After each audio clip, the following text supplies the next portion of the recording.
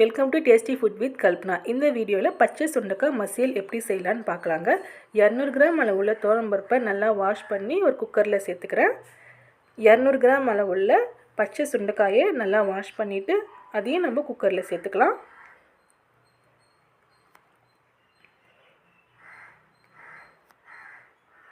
ரெண்டு தக்காளியை கட் பண்ணியிருக்கேன், அதையும் இதோடு சேர்த்துக்கலாம்.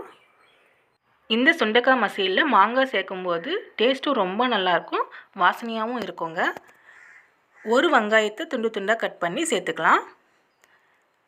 காரத்துக்காக 8 காஞ்ச மிளகாய் சேர்த்துக்கிறேங்க. இது குட்டி குட்டியாக இருக்குது, அதனால் 8 காஞ்ச மிளகாய். கொஞ்சம் பெரிய காஞ்ச மிளகாவாக இருந்தால் நீங்கள் ஒரு 5 சேர்த்துக்கோங்க.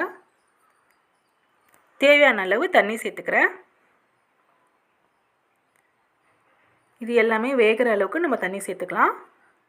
தண்ணியோட அளவு 400லேருந்து 500 ml இருக்கலாம். தேவையான அளவு உப்பு சேர்த்துக்கலாம். தண்ணி கொஞ்சம் தாராளமாக இருந்தாலும் தப்பு இல்லைங்க.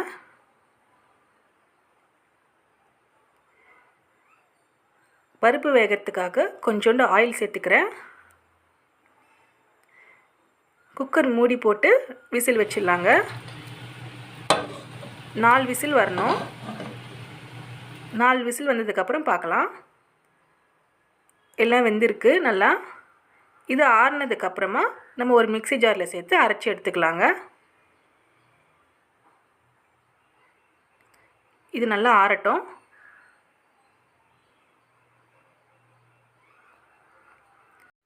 மிக்ஸி ஜாரில் சேர்த்துக்கிறேங்க.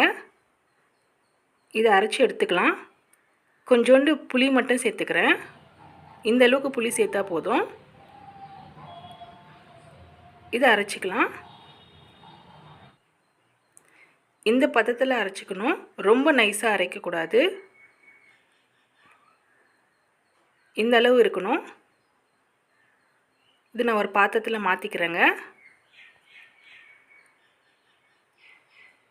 இதுக்கு நம்ம தாளிப்பு சேர்த்துடலாம். 3 டீஸ்பூன் ஆயில், 1/4 டீஸ்பூன் அளவு கடுகு சேர்த்துக்கிறேன். ஒரு காஞ்ச மிளகாய், 6 பூண்டு பற்கள், 1/4 டீஸ்பூன் அளவு ஜீரகம், கொஞ்சம் கறிவேப்பிலை, கொஞ்சோண்டு பெருங்காயத்தூள் சேர்த்துக்கலாங்க.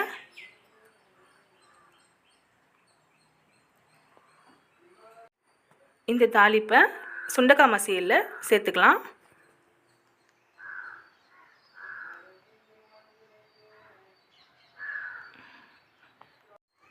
இந்த பச்சை சுண்டைக்காய் மசியலை வீட்டில் செஞ்சு பார்த்துட்டு எனக்கு கமெண்ட் பண்ணுங்கள். என்னோடய சேனலை சப்ஸ்கிரைப் பண்ண நல்ல உள்ளங்களுக்கும் வியூவர்ஸ்க்கும் ரொம்ப நன்றிங்க. அடுத்த வீடியோவில் நான் உங்களை சந்திக்கிறேன். நன்றி, வணக்கம்.